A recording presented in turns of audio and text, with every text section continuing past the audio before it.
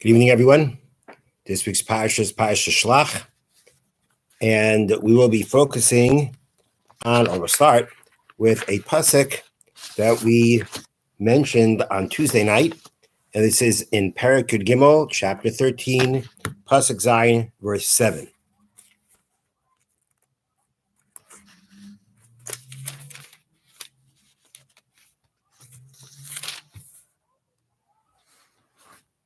No, that's a mistake.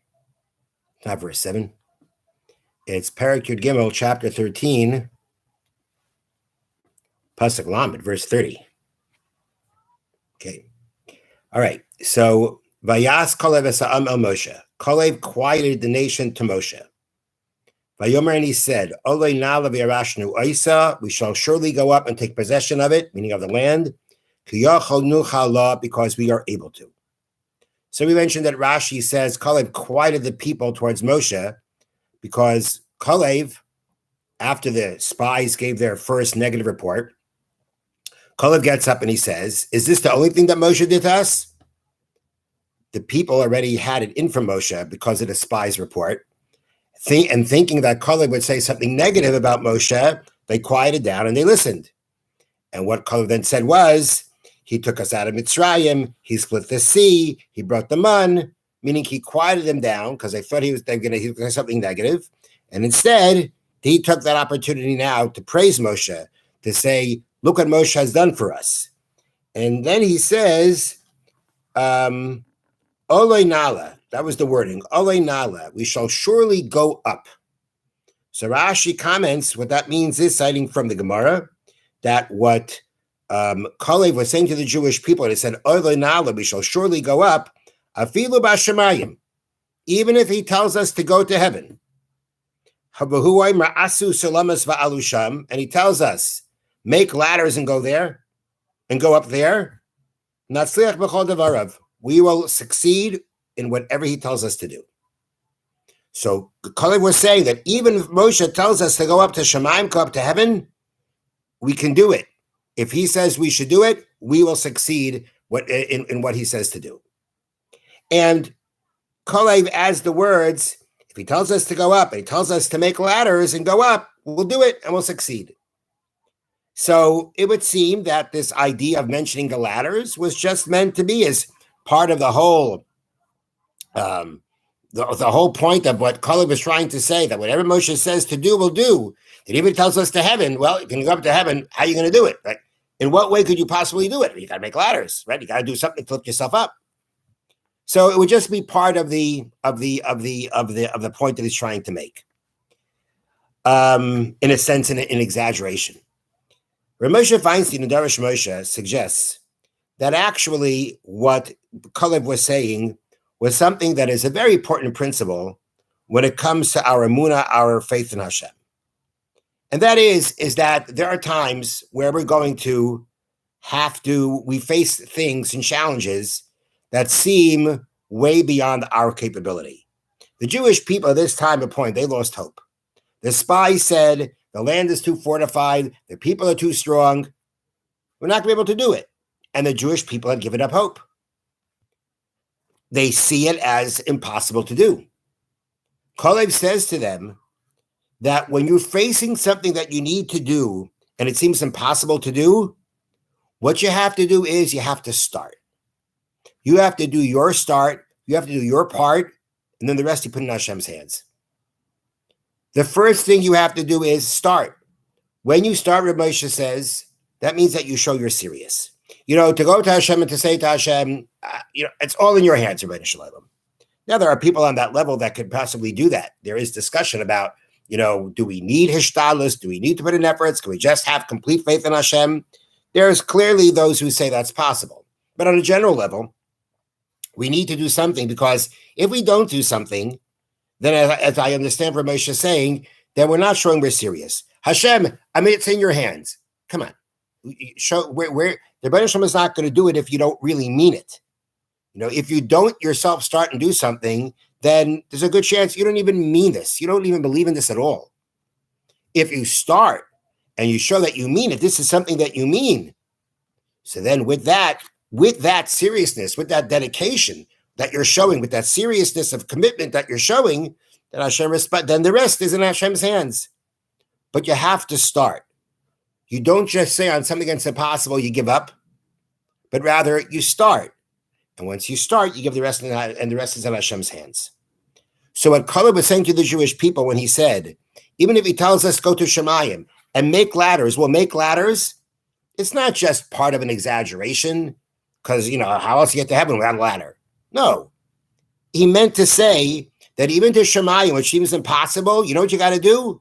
You make a ladder. You start the process. And once you start, then the rest is in Hashem's hands. I one time heard a very interesting parable to bring out this idea. Cute little story. I'm going to update it a little bit just to make it a little bit more contemporary. But imagine you have a situation, you have this very wealthy man, a little eccentric, and he puts a very precious jewel on top of a very, very, very steep mountain. And he announces whoever gets to the top gets the jewel. Well, people outside, let's take a chance. Let's give it a shot. And they start climbing up the mountain, and it's very, very steep. And it's just to go in and climb up yourself, it's impossible. Then people are start, they give up. And there's one last guy who decides, I'm going to give it a shot. And he actually pushes himself to go farther than everybody else. But he realizes that this is not possible. How is he going to do this? But he says, I'm just going to try again. I'm going to give it another shot. And he pulls himself up the mountain, and he feels that he's losing all his strength. But he says, I'm just going to keep trying. I got to give it another shot. And he goes ahead and he pulls himself up one more time, and he feels he's about to pass out. Just then a helicopter comes swooping down, picks him up, brings him to the top, and he's got the jewel. You do what you can do. You start. And after that, the Rebbeinu Shalom takes care of the rest. That is what Kalev was saying. If he tells us to make ladders, we'll make the ladders. We'll start. We'll do what we can do. And then the rest in the hands of Hashem. Okay, the next thing I want to focus on is in the end of the parsha, which talks about the mitzvah of tzitzis.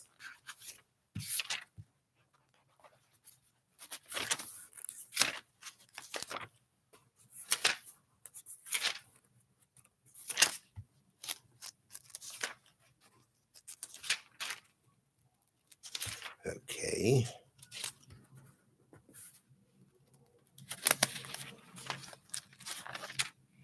Okay, so this is Perek Tesvav, chapter 15, Pasuk Lamed Zayin, verse 37. Vayomer Hashem el Moshe lemar, Hashem said to Moshe, saying, Daber b'nei Yisrael v'yamartu aleim. Speak to the children of Israel and say to them, V'asu lahem tzitzis, they should make for themselves tzitzis, fringes, al kanfi v'dem l'dereisam, on the corners of their garments for all generations. V'nasnu al tzitzis hakana pesil techelas, and they shall put on the tzitzis of the corner a blue string. One of the strings shall be dyed with techelas, a certain special blue. And it shall be for you a tzitzis, you shall see it. And you shall remember all the commandments of God and perform them. You shall not stray after your hearts and your eyes, that you stray after them. So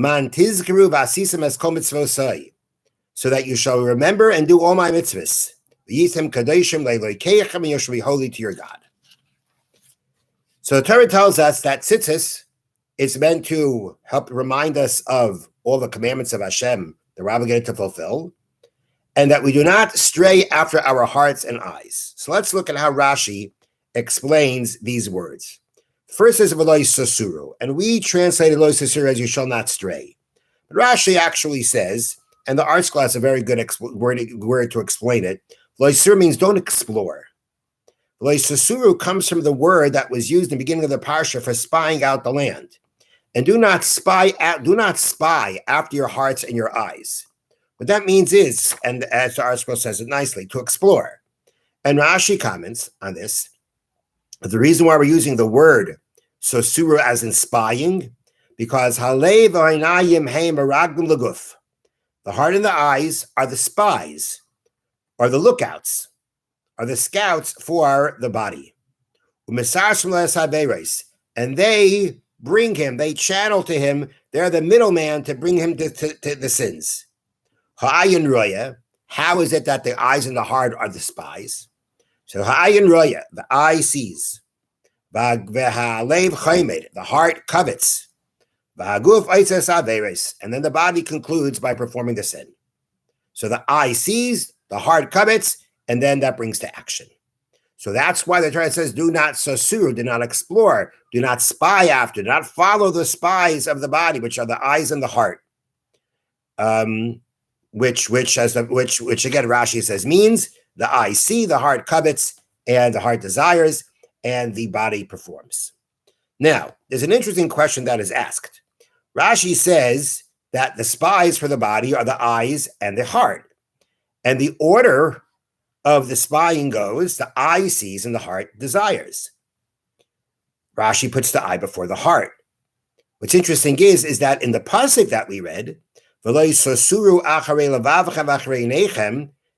the Torah says, do not explore after your hearts and your eyes. It puts the heart before the eyes. It should be the eyes before the heart, as Rashi said. So one way to explain the pasuk is, don't stray after your hearts and after your eyes, which got your hearts going, that you stray after them.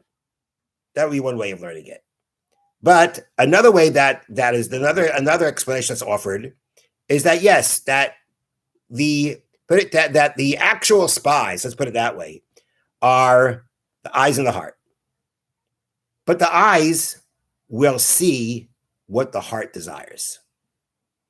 The eyes go where the desires of the heart really are. That's what happens. You can have two people walking down the street. One person sees one thing, another person sees another thing, because it really depends on what you want to see. Depending on what you want to see is where you will look or how long you will look. So in essence, the Torah is alluding by mentioning the heart before the eyes is because, yes, in essence, you have the eyes. Let's call it this way. Let's call it actively. Actively, you have the eyes and the heart, because after the eye sees, the heart is ignited. And then you have the heart brings the body to action. But the Torah is alluding to the fact that you read that the heart in some ways is already preceding the eyes, because what actively happens with the eyes has what to do with desires that are there in the heart. Those desires may not be active, but they're there, and they influence a person. And whether a person realizes it or not, they influence a person. And that's why that's what the Torah is alluding to when it brings down the heart before the eyes. Because where the heart really wants to be, what the heart wants is very often going to influence what the eyes see. And then as Rashi says, the eyes see actively, the heart becomes active, the desires become ignited, and then the body does the actions. Another thing I'd like to point out here about the tzitzis is the fact that the Torah says you'll see the tzitzis and you'll remember all the commandments of Hashem. How does looking at the tzitzis remind you of all of Hashem's commandments? So Rashi tells us something very interesting, that the tzitzis that we wear actually can act as a symbol, a visual symbol for us to remember the mitzvahs. Right? Symbolically, it could help us remember the mitzvahs. How is that? Because the word tzitzis in its numerical value, every Hebrew word has a numerical value because every letter has a numerical value, and putting together the numerical value of a word in itself is a layer of interpretation. So you have tzitzis. The letter tzadi is 90, yud is 10. That makes 100. Next comes again the letter tzadi, 90, and another yud, 10. That's 200. Suf is 400. So the word tzitzis, or the name tzitzis, the numerical value of that is 400. You had, I'm sorry, not 400. I'm sorry, the total then is 600.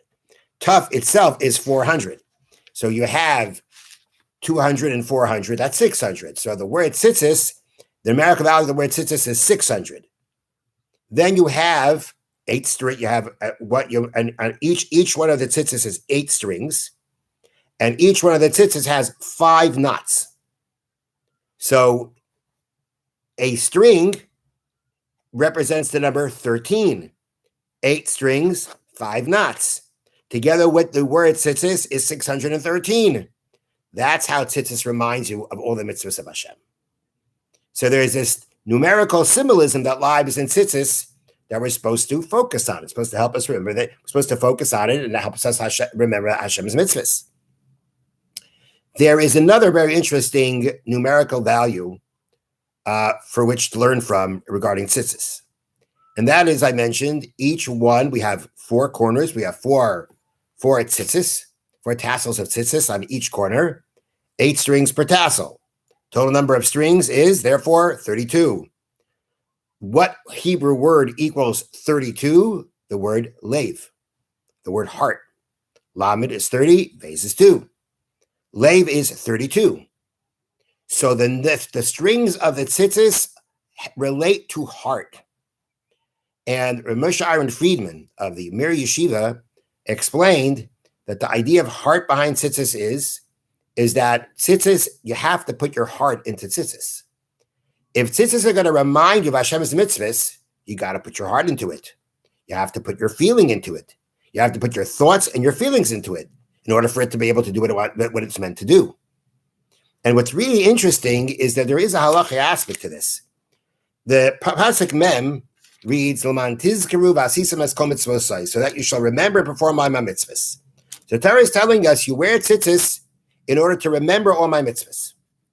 So the commentary of the Bach, Bais Chadash, says that there is a rule, a general rule when it comes to mitzvahs. Mitzvahs tzrichas kavana. Mitzvahs need intent. That means to say, for something to be considered a fulfillment of a mitzvah for you, you need to intend that what you're doing is for the mitzvah. So here's an example. It's Rosh Hashanah. You're walking past the shul, and you hear the shofar blowing. So you walk past the shul, you heard the shofar blowing. Have you fulfilled the mitzvah of hearing the shofar on Rosh Hashanah? The answer is depends. If you have intent to fulfill your mitzvah through these blows that you're hearing, then you get the mitzvah. If you don't, you just pass by. You have no intent for the mitzvah to do the mitzvah. And it's not like you're in shul that it's like automatically, what do you think your intent is? You're just passing by. So there's nothing from your actions that show us that you have intent. There's nothing that shows that you are intending to do the mitzvah. Now it's up to you. Did you intend it? Don't you intend? If you intend to do the mitzvah, then it counts you as the mitzvah. If you don't intend, then you don't have the mitzvah. Because mitzvah tzrichas kavana, a mitzvah needs intent, is part of the intent of a mitzvah. So in the very least, the intent for a mitzvah is, I want to do this to fulfill a mitzvah, which is something one should think about before they're doing a mitzvah. Very often it's automatic. How about the reason for mitzvah? You know, we study the Sefer HaChinuch. Sefer HaChinuch gives us reasons, lessons. When we say reasons, it's never definitive. It's a reason. Are we supposed to think about that too? So the Bach says there are certain mitzvahs that part of the mitzvah is to think about the reason for it. And one of those mitzvahs, says the Bach, is tzitzis. Because by tzitzis, the Torah says, put on tzitzis so that you shall remember. Well, then, when you put on tzitzis, you should be remembering. You should be reminding yourself of the 613 mitzvahs. You don't just put the tzitzis on. You have to think about, you put on the tzitzis, and say to yourself, this reminds me that I have 613 mitzvahs to do. Now, the halacha commentaries say that this is not mandatory for the fulfillment of the mitzvah, but it's part of the mitzvah. If you, in a way, to come and sit tzitzis, to do the mitzvah properly, if I want to go ahead and I take my lulav and esrog on Sukkot, I don't have to think about any reason there. My intent has to be, I want to fulfill the mitzvah. That's the whole mitzvah. But for tzitzis and a few other mitzvahs mentioned by the Bach, like sukkah, where the Torah tells us a reason for the mitzvah. The Torah is telling us when you do the mitzvah, this is why you're doing the mitzvah.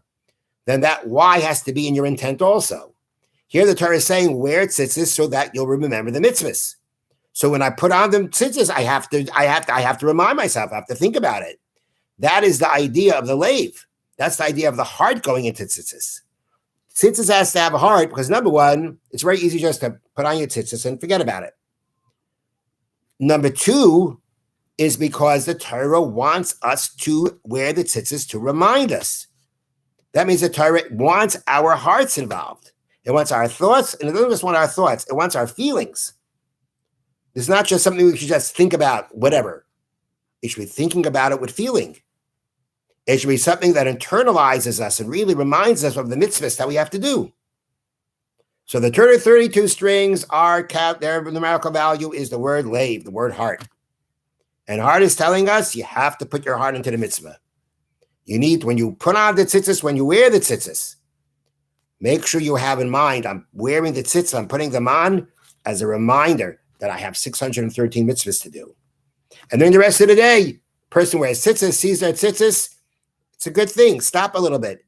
And what do those tzitzis mean? What are they there for? They're there to remind us to do all the mitzvahs of Hashem.